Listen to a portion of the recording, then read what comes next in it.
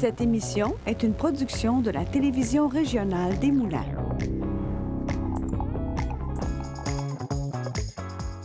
Aujourd'hui, au bulletin. Feu vert du gouvernement pour le tramway de l'Est. Comment améliorer la qualité de l'air à Terrebonne et entrevue pour la Journée mondiale du lymphodème. Je suis Charles Lantier et bienvenue à votre bulletin d'actualité régionale.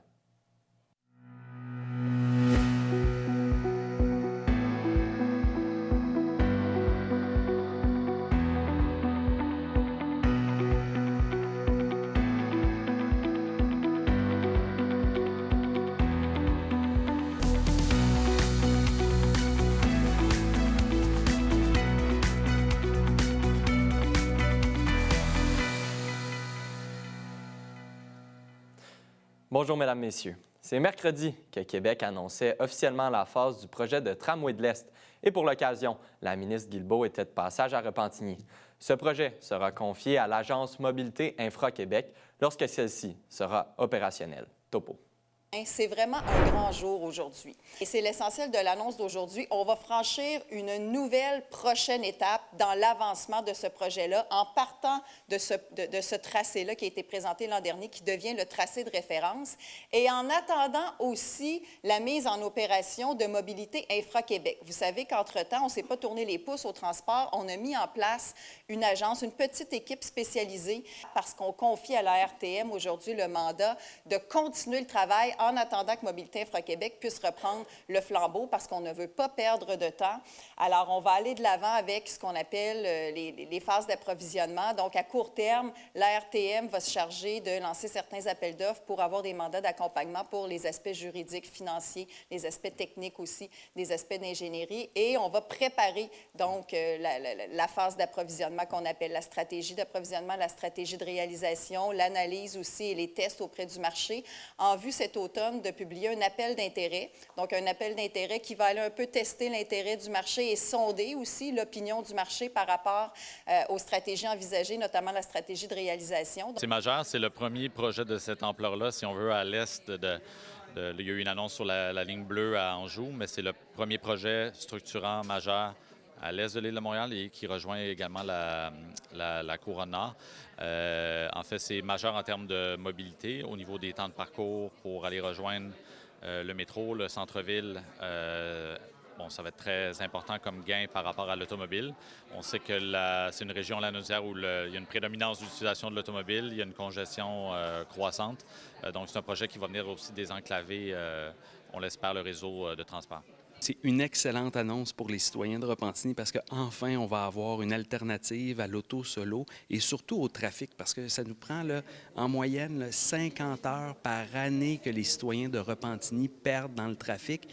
Et là, au moins, s'ils prennent un mode de transport en commun qui est rapide, qui est efficace, qui est récurrent, ils vont pouvoir laisser l'auto solo à la maison. C'est la nouvelle la plus majeure qu'il y a eu dans l'histoire de Repentigny parce qu'on va avoir un investissement qui va être stratégique, qui va nous permettre un développement intelligent. On a toute une requalification qui va être annoncée bientôt du parc industriel de première génération, mais on ne pourrait réussir ce projet-là sans avoir une infrastructure de transport en commun parce que qu'est-ce qu'on se ferait? On engorgerait le réseau routier déjà existant. Alors, la pierre angulaire, c'est le transport en commun et moi, je pense que les citoyens de Repentigny l'attendent depuis longtemps et vont être heureux. Du côté de la première pelletée de terre, le gouvernement vise l'année 2027.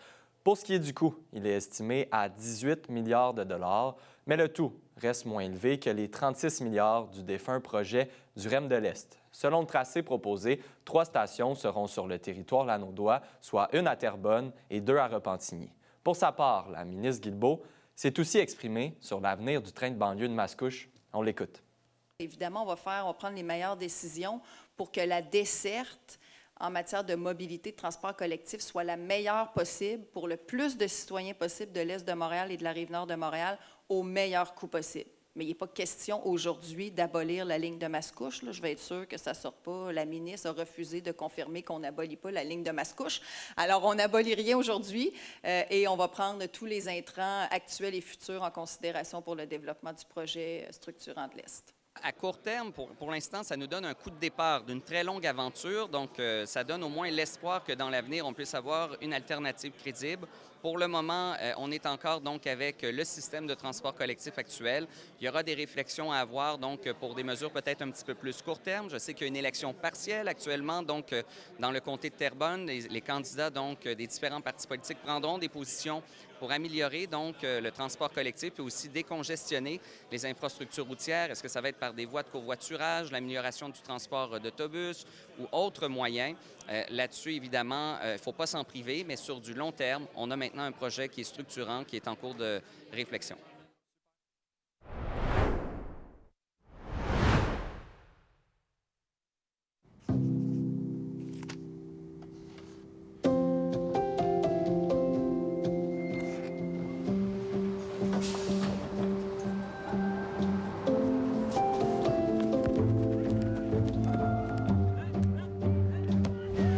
Bravo, Xavier. Tu peux être fier de toi, mon grand. C'est tout ce que t'apprends ici, là, ça te quittera jamais. Comme ton doudou. L'apport des éducatrices et éducateurs de la petite enfance, c'est pour la vie. Saviez-vous qu'il existe de nombreux crédits d'impôt auxquels vous pourriez avoir droit? Pour savoir lesquels, c'est simple. Consultez le justepourtous.ca. Tous les crédits d'impôt disponibles sont là. Ainsi que vous soyez parent, aîné ou encore proche aidant, étudiant ou travailleur autonome, vous pourrez facilement identifier les crédits d'impôt qui vous concernent. Assurez-vous d'en bénéficier. Rendez-nous visite au justepourtous.ca.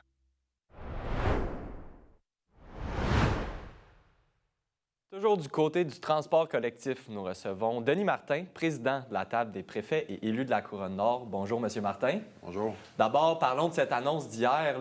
Quelles sont vos premières impressions par rapport à cette annonce?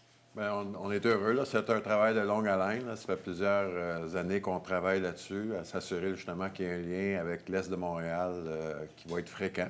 La fréquence est bien importante au niveau du transport en commun. Donc, c'est cette fréquence-là qu'on recherchait là, pour la Naudière, Repentigny, Terrebonne, Mascouche. Là. Donc, je dois remercier mes collègues, Guillaume Tremblay, puis Mathieu et Nicolas, d'avoir travaillé avec ça. Et aussi les anciens maires dans le temps, là, on a poussé ce projet-là. Donc, on a l'annonce hier, ça confirme. C'est une de nos demandes qu'on faisait à l'automne. Oui, parce qu'il faut savoir que c'est un projet de longue haleine. Dans un sens, vous en parlez, là, vous avez même eu des implications avec les anciens maires, donc ça fait quand même longtemps que ça dure. Ça dure depuis longtemps qu'on veut faire un lien. On voit la congestion autour de la 46-40 et aussi l'augmentation de la population dans la Naudière. Donc, c'est un des besoins. D'ailleurs, c'est le premier projet du MIC, la nouvelle agence de Mme Guilbeault, du ministère des Transports. Là. Donc, on est satisfait que ce soit le premier projet qui va être piloté par eux. Puis, on voit que ça va bien aller. Les gens, c'est sûr que les gens peuvent être un petit peu cyniques, là, parce qu'on annonce souvent des projets, là, mais dans ce cas-ci, là, ça semble sérieux, puis le projet est en marche. Là. Donc, on devrait voir arriver ça sous peu. Vous en avez parlé, là, vous avez eu beaucoup de discussions. Je me rappelle de votre passage ici là, à nos studios pour parler au cours des derniers mois de ces discussions-là avec la ministre Guilbeault. Donc, c'était vraiment, comme vous le dites, au cœur des discussions. Oui, pour nous, c'était un dossier prioritaire. Donc, c'était au cœur donc, ils ont fait l'annonce là, pour dire que c'était une priorité là, pour l'Est de Montréal et aussi pour l'Est de la Naudière. Donc, on est satisfait de savoir là, que ça devient la priorité. Et on va voir, on va suivre le projet, là, justement, là, pour qu'il passe en phase construction. Oui, on le rappelle, 2027, là, dans les plans au niveau de la première pelletée de terre. D'autre part, il reste certains éléments à accomplir. Certains défis restent encore au niveau du transport collectif. Et donc, la table des préfets et des élus de la Couronne-Nord organise un débat en ligne là, la semaine prochaine. Oui. Donc, dans la foulée de l'élection de Terrebonne, parce que c'est un peu le mandat qu'on a depuis le mois de septembre, c'est d'avoir ça au cœur des discussions. Donc, on organise un débat avec les candidats qui se présentent là, dans Terrebonne dans l'élection partielle. Là, je réinvite deux candidats qu'on aimerait voir, là, justement, au niveau de la CAQ et au niveau du PQ. Là. Je pense qu'ils tardent un peu à donner leur réponse, mais on aimerait bien avoir leur point de vue là, sur le transport ou sur le transport local. D'ailleurs, on a eu l'Alliance Transit a fait un sondage au niveau de la population. Là, donc, 80 de la population de la région métropolitaine veulent voir une augmentation au niveau de l'offre de services locale. Donc, on aimerait les entendre là-dessus. Qu'est-ce que vous pensez qui va ressortir de ce débat-là? Bien, je pense qu'il faut avoir une meilleure compréhension des candidats là, sur ce que c'est le transport local, comment ça fonctionne au niveau des organisations. Donc si ces candidats-là, les députés, les ministres comprennent mieux comment ça se passe dans la région métropolitaine, ils vont être plus aptes justement à nous aider dans le futur. Vous avez des défis, en fait, à travers la couronne nord au complet, mais j'imagine que, à défaut de se répéter, l'occasion est excellente pour relancer ce débat-là au cours de la partielle. Bien, il le faut. C'est la demande des citoyens. Là. On voit d'autres enjeux nationaux, là, mais la mobilité est importante. On voit aussi une augmentation, justement, de la construction dans chacune de nos villes. On voit beaucoup de densification qui se fait. Le gouvernement nous demande de densifier. De plus en plus de familles qui s'établissent sur la couronne. On est l'endroit dans la région métropolitaine où il y a la plus grosse croissance. Donc, il n'y aura pas de nouvelle route. Ils nous ont confirmé qu'il n'y aura pas de nouvelle route ni d'agrandissement. Donc, on doit se tourner vers le transport en commun qui, justement, on en parlait, coûte presque 6 milliards par année en coût là, au niveau de la productivité là, qui est manquée. Puis aussi, au niveau de la famille, bien, c'est pas évident là, de passer 1 heure le matin, 1 heure le soir là, en trafic. Donc, il faut améliorer ça absolument. En terminant, on invite les gens le 12 mars à 19h. Oui. J'imagine que le lien est en ligne, les gens peuvent accéder. C'est ça, le lien va être en ligne. On va afficher le lien en ligne. On pourrait vous faire parvenir. Puis effectivement, bien, on s'attend justement à avoir au moins un petit débat entre eux là, pour savoir qu'est-ce qui se passe. Puis nous, on va amener nos questions pour alimenter tout ça. Depuis, le débat sera animé par Gilles Bordonado, un ancien de la revue et de la région là, qui a œuvré au sein des médias locaux pendant plusieurs années, en fait. Excellent. Ben, merci beaucoup, M. Martin. Super apprécié de votre passage en studio aujourd'hui. Bonne journée.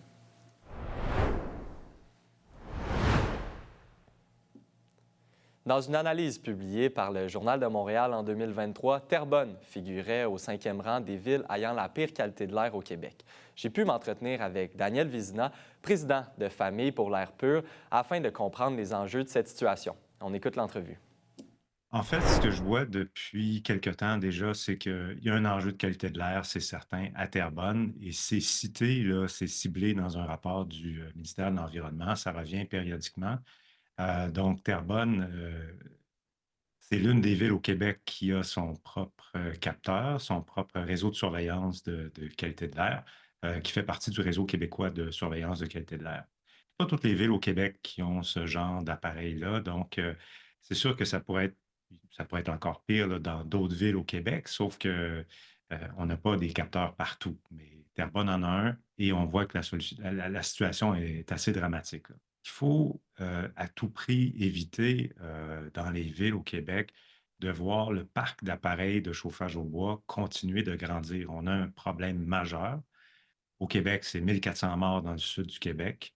11 milliards en coûts socio-économiques, donc on ne peut pas continuer d'agrandir ce problème-là dans le futur.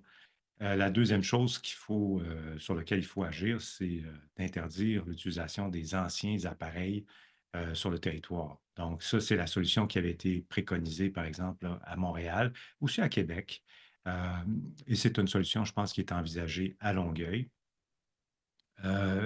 Cette solution-là, ça ne réglera pas le problème en entier, mais ça serait déjà un sacré bon bout de chemin qui serait fait.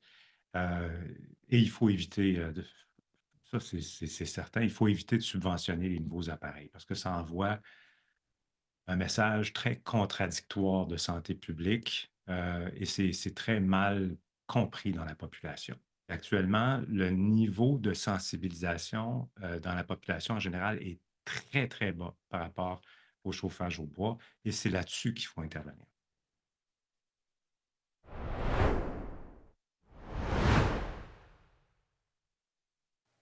Cette semaine, à vue d'ici, spéciale Journée internationale des droits des femmes. Ça se passe le 8 mars. Pour l'occasion, nous rencontrons 3 merveilleuses et exceptionnelles femmes très impliquées dans leur communauté. Monique Posé, Caroline Parent, Ginette Aubry. On parle d'elles, de leur parcours et de l'avenir des droits des femmes.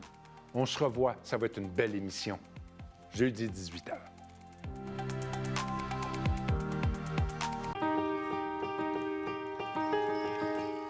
Je suis une vainqueur. Je suis un vainqueur. Je suis une vainqueur. Je suis un vainqueur. Je suis une vainqueur, une membre du programme pour enfants amputés des amputés de cœur. C'est grâce à vos dons.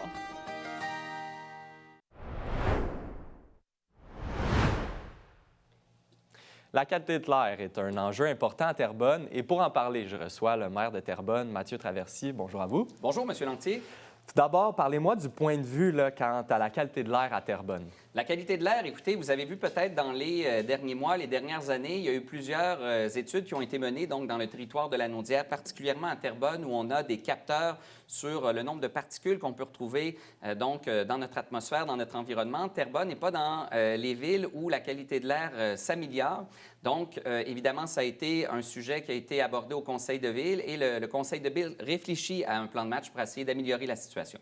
Donc, il y a certaines solutions mises en place. On est au niveau de l'exécution, de la réflexion. À quoi on s'en tient? Là? Exactement. Donc, les causes des particules dans l'air peuvent provenir de plusieurs facteurs. Ça peut être évidemment la proximité des autoroutes avec les différentes voitures. Ça peut être aussi, donc, évidemment, les foyers au bois, donc les poêles à bois aussi, comme certains appellent, à combustion lente. Il y a plusieurs éléments et donc le Conseil de ville veut essayer de limiter l'expansion de son parc de foyers au cours des prochaines années. Donc, réfléchit actuellement à essayer de limiter l'expansion des foyers combustibles au bois sur son territoire et donc plutôt se retourner vers d'autres technologies comme les foyers au gaz ou tout simplement des foyers électriques. Et donc, c'est au cœur des discussions au sein du Conseil de ville. J'imagine que vous consultez aussi vos élus. Est-ce que vous allez chercher aussi peut-être des expertises ou des gens de l'extérieur pour... Effectivement, on regarde ce qui se passe dans d'autres villes au Québec. On a vu que Longueuil, Laval, Montréal ont réglementé sur la question.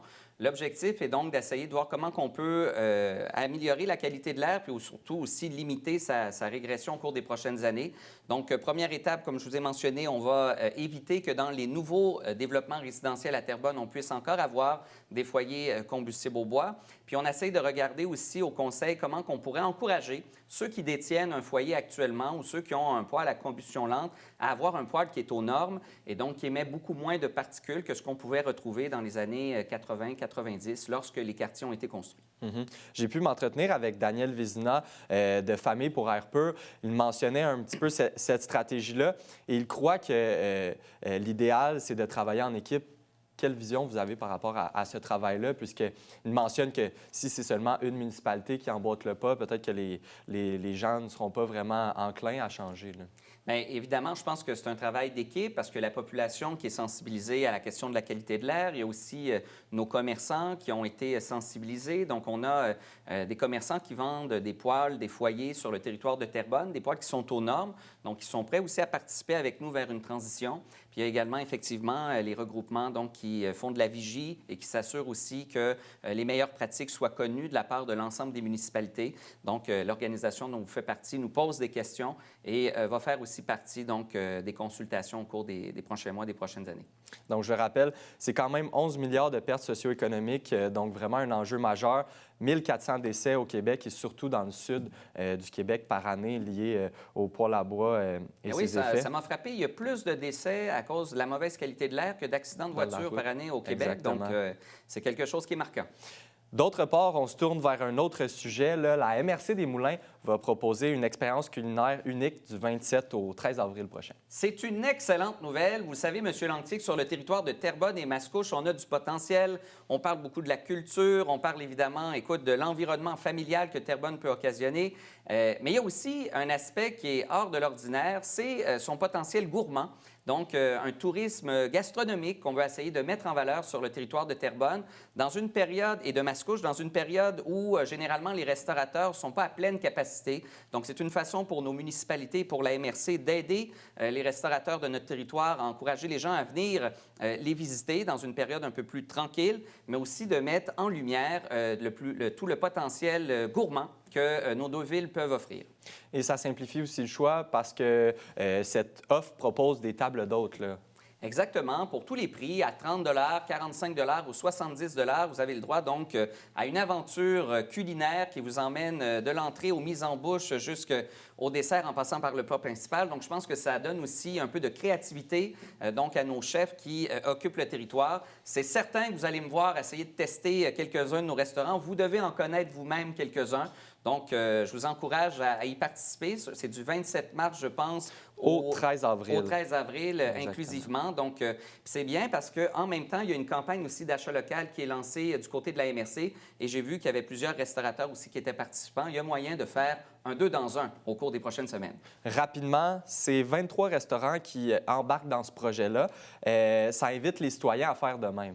Exactement. Puis c'est des restaurants qui sont partout à travers le territoire. On en a dans le secteur Lachenay, La Plaine, Mascouche, Terrebonne-Centre.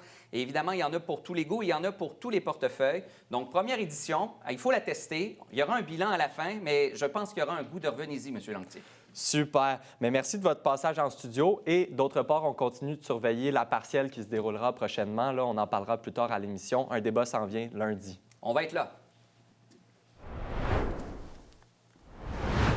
Super. Bien, merci beaucoup. On a fait le tour. Du nouveau à TVRM. Regardez toute la programmation en continu sur tvrm.ca/en direct. Que vous soyez fan de musique, de culture ou d'actualité, ne ratez pas cette chance de suivre les événements et les personnalités de votre région. La télévision communautaire autonome parle des enjeux locaux, donne une voix aux citoyens et citoyennes, en plus de faire rayonner les talents d'ici. Accessible à tous, elle appartient à la communauté et donc à vous. J'ose ma télé communautaire, mon média de proximité. Saviez-vous qu'il existe de nombreux crédits d'impôt auxquels vous pourriez avoir droit? Pour savoir lesquels, c'est simple. Consultez le justepourtous.ca. Tous les crédits d'impôt disponibles sont là. Ainsi que vous soyez parent, aîné ou encore proche aidant, étudiant ou travailleur autonome, vous pourrez facilement identifier les crédits d'impôt qui vous concernent. Assurez-vous d'en bénéficier. Rendez-nous visite au justepourtous.ca.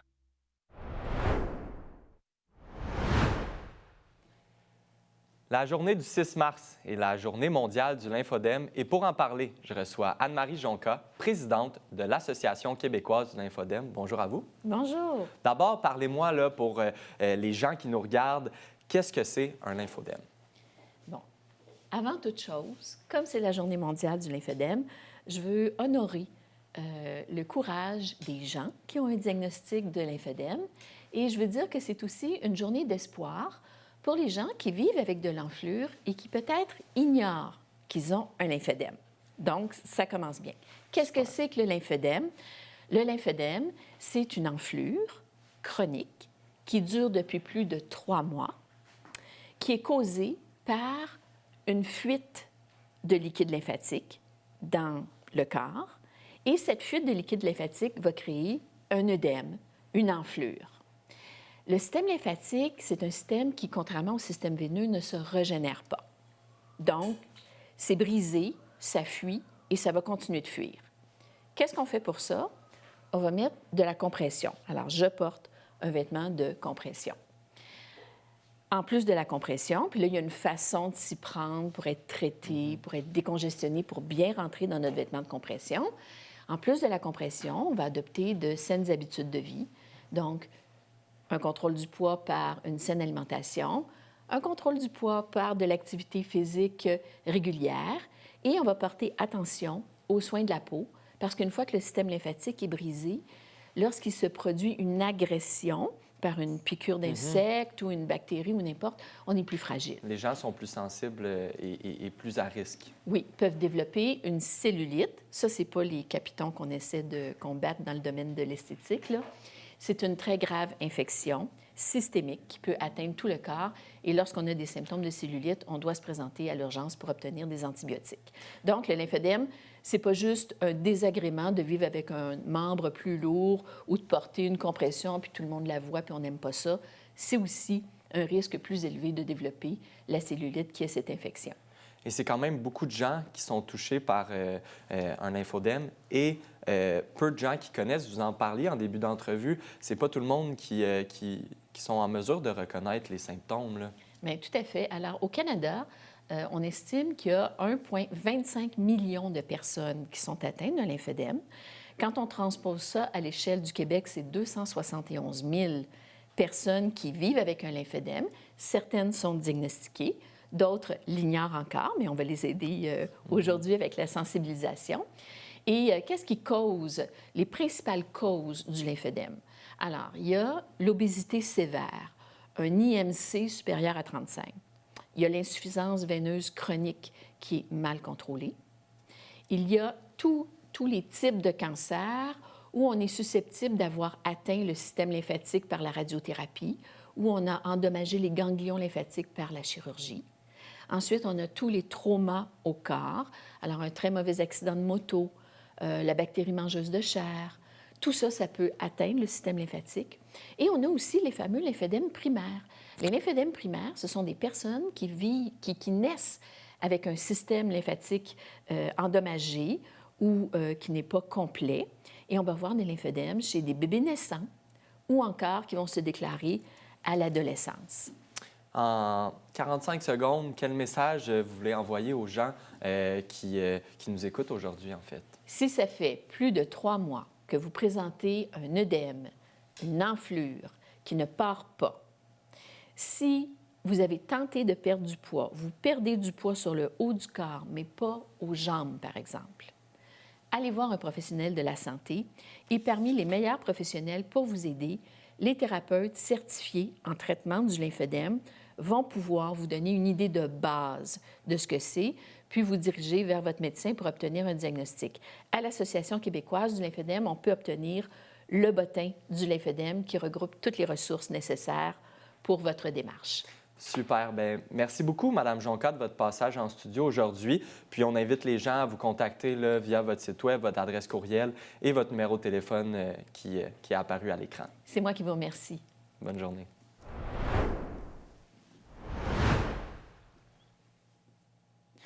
C'est ce qui conclut votre bulletin d'actualité régionale. Soyez des nôtres pour une émission spéciale en direct lundi dès midi. Nous vous présenterons le débat en vue de l'élection partielle dans Terrebonne en direct du club de golf Le Mirage.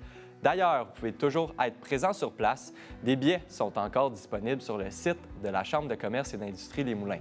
D'ici là, je vous invite à consulter le site Internet de TVRM ou encore notre chaîne YouTube afin de voir ou revoir nos émissions.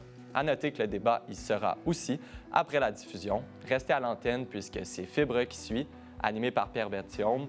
Au nom de toute l'équipe, je vous remercie et je vous dis à bientôt.